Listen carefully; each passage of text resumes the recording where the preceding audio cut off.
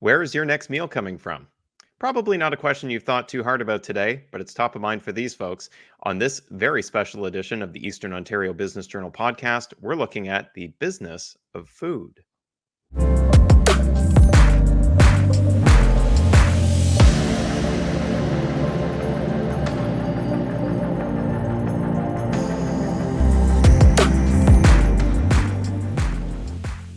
Welcome to this very special edition of the Eastern Ontario Business Journal podcast. I'm Phil Gaudreau. If you like this show, make sure to like and subscribe. Today, we're chatting with a few very special guests about agriculture, food business, and the workforce that makes it all happen. Before our panel joins us, I'm speaking with Anne Howland, editor of the Eastern Ontario Business Journal. Hi, Anne. Hey, Phil. Good to see you. Likewise. So why are we publishing all this great content about the food sector in Eastern Ontario? Sure. Well, obviously, it's a huge sector in the region, tens of billions of dollars in the province, and it's not a sector that we look at too often in the Eastern Ontario Business Journal. So we really wanted to get a sense of what are some of the strengths, weaknesses, opportunities, threats, as they say, and present those as a bit of a, as we call it, a lay of the land, just to give a sort of general sense of what's happening in the sector and what's important. Okay. If there was one thing that surprised me a little bit, it was all the ag tech businesses that Neil McMillan identified in our region. Some very cool stuff happening in our backyard. Encourage you everybody to check it out and make sure you read the paper.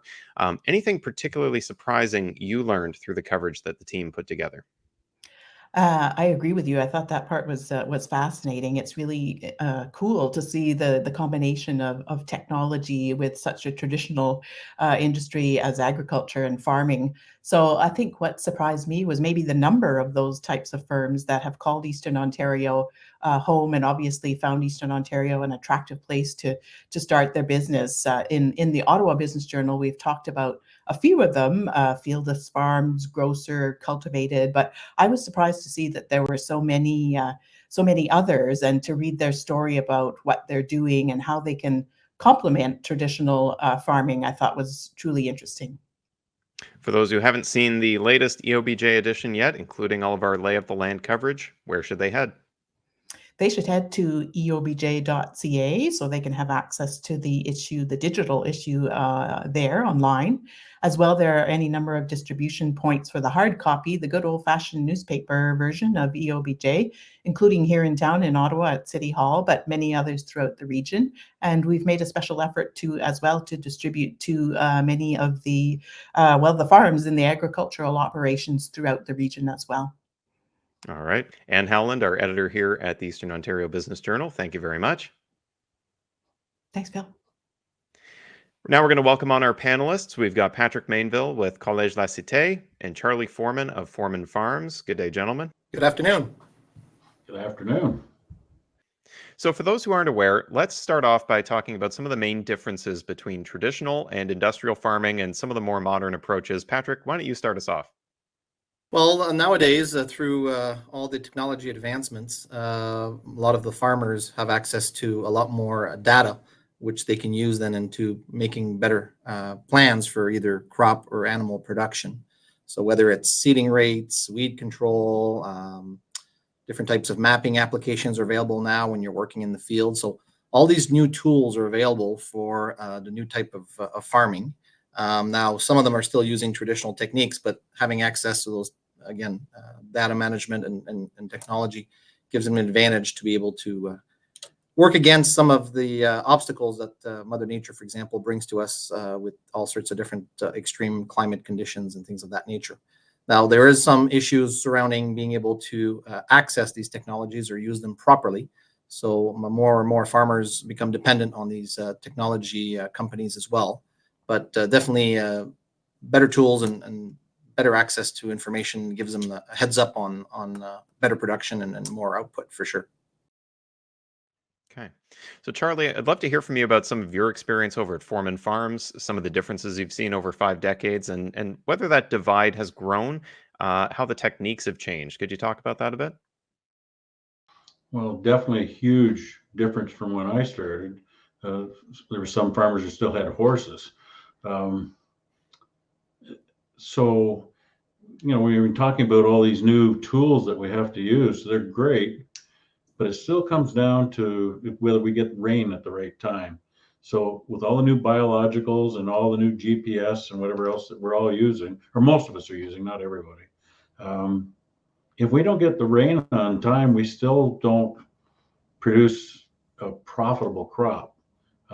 Where I am, we're kind of lucky we still get the rains when we need them, but we've seen all around the world now droughts, how they affect the markets going up and down. And of course, we're all in touch with those markets where we never used to even know the markets existed. And so, yes, on the one hand, we have all these new tools to use, including being able to check the markets worldwide and see what's going on, but it still comes down to the weather and market demand. So when something like these wars happen, that just throws everything sideways.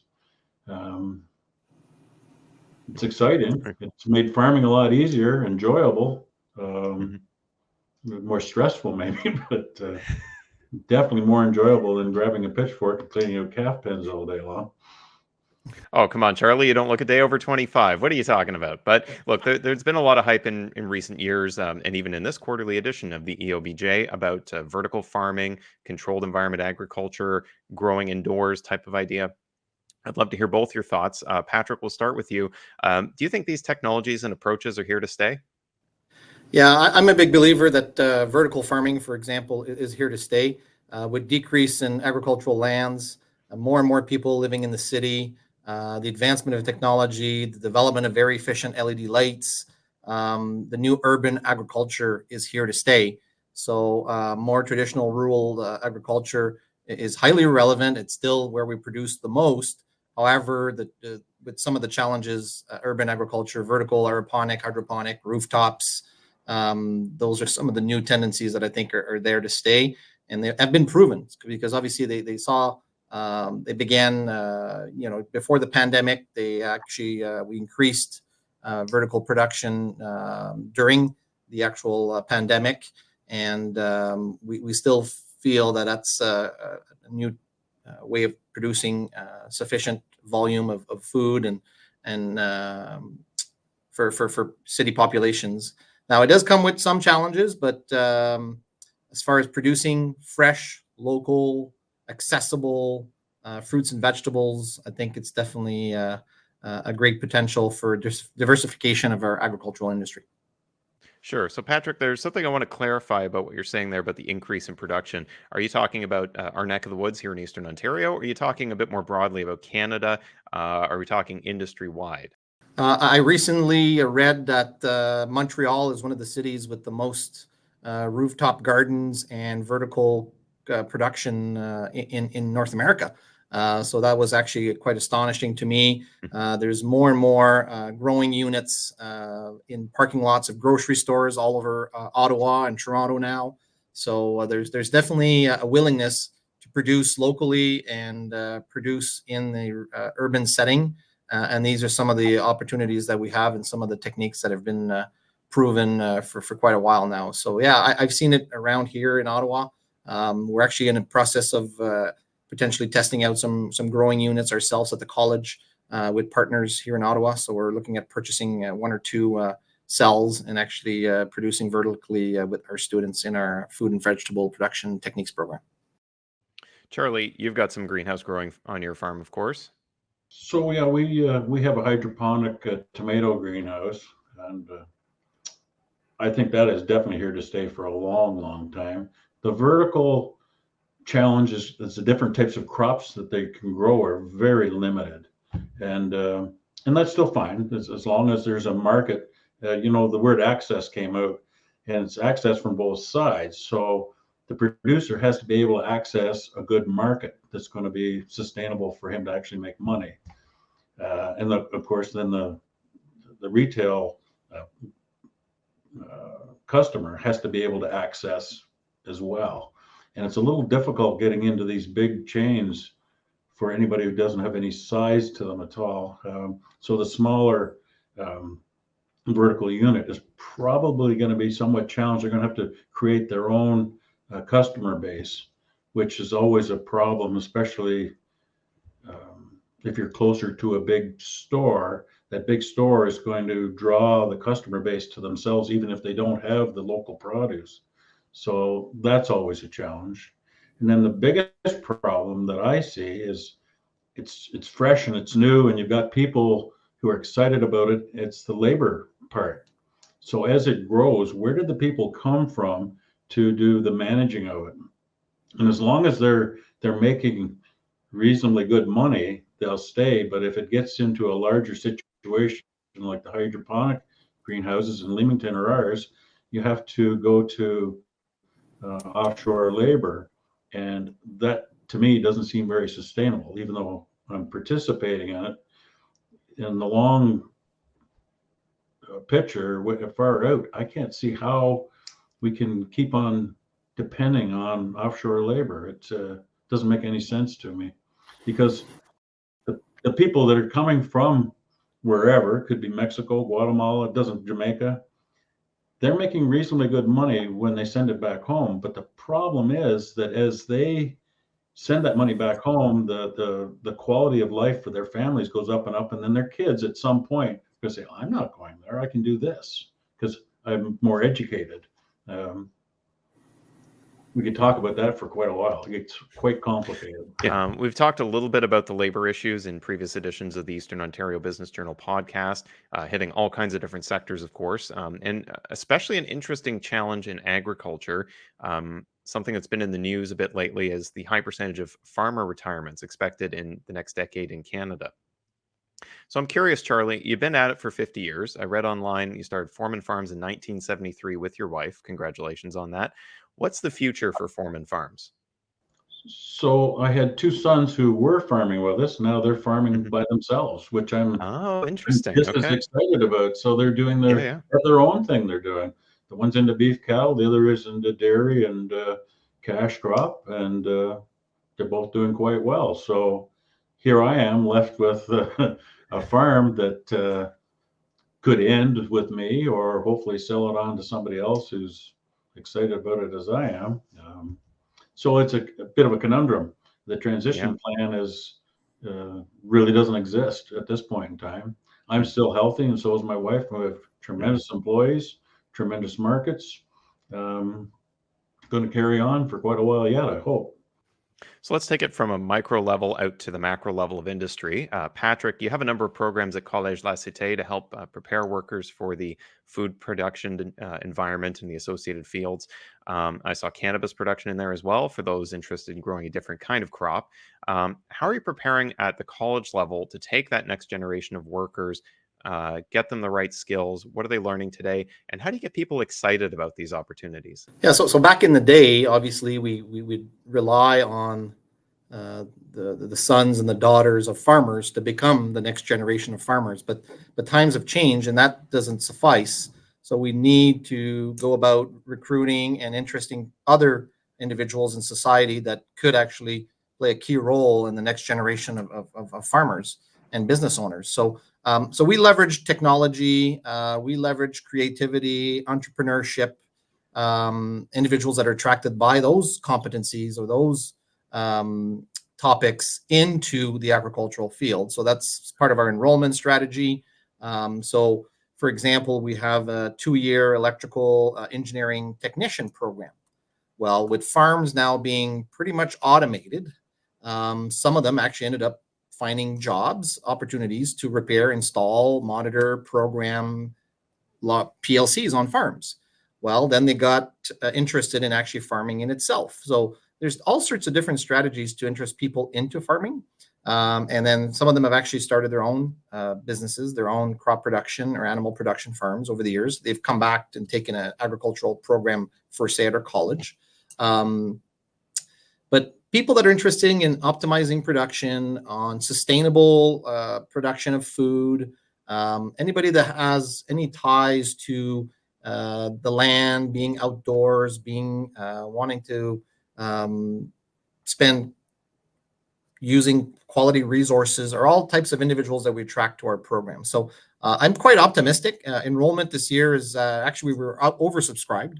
So Awesome. that's a great problem to have. Mhm. So there's more and more people interested in agriculture, but not just the traditional approach and production methods. They want to find out about the new technologies and the new ways of producing good quality food in a safe environment. And that's where I think on the long run, we'll be able to produce and train as more and more people in the agricultural industry. Yeah, and I want to come back to you for a second, Patrick, because as we were getting ready for this show, you mentioned urban agriculture is a great way for families to support themselves. Seeing a lot of conversation about it. Even we've got a tiny little garden here, though certainly not as advanced as a number of our friends. But at the same time, we've got this housing affordability challenge. We've got people being driven to condos, apartments, smaller dwellings. Because of affordability. So, how do you square those two goals of trying to help people be more food independent, but doing so with less space and particularly less green space? So just before the pandemic, we decided to review our curriculum and revamp some of our core competencies of our program and include urban agriculture techniques.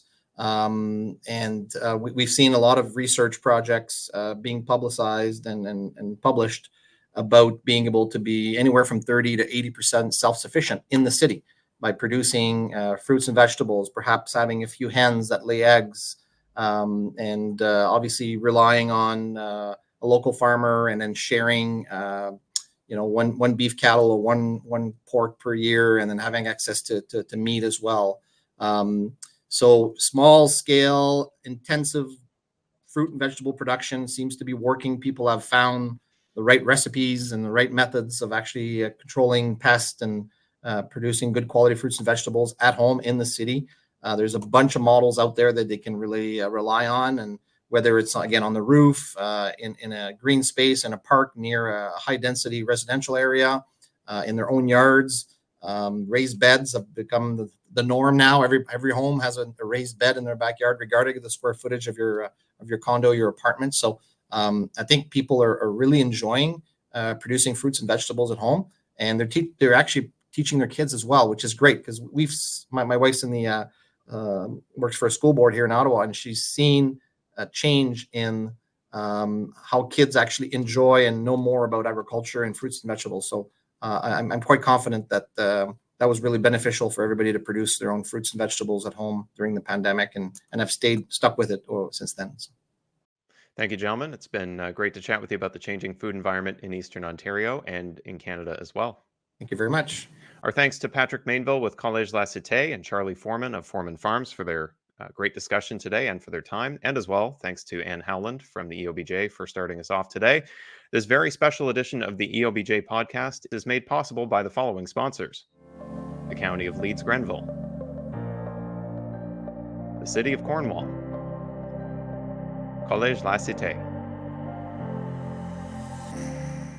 For important business news affecting Eastern Ontario, the people, the businesses, and the farms, be sure to check out obj.ca. I'm Phil Gaudreau. Thanks for joining us.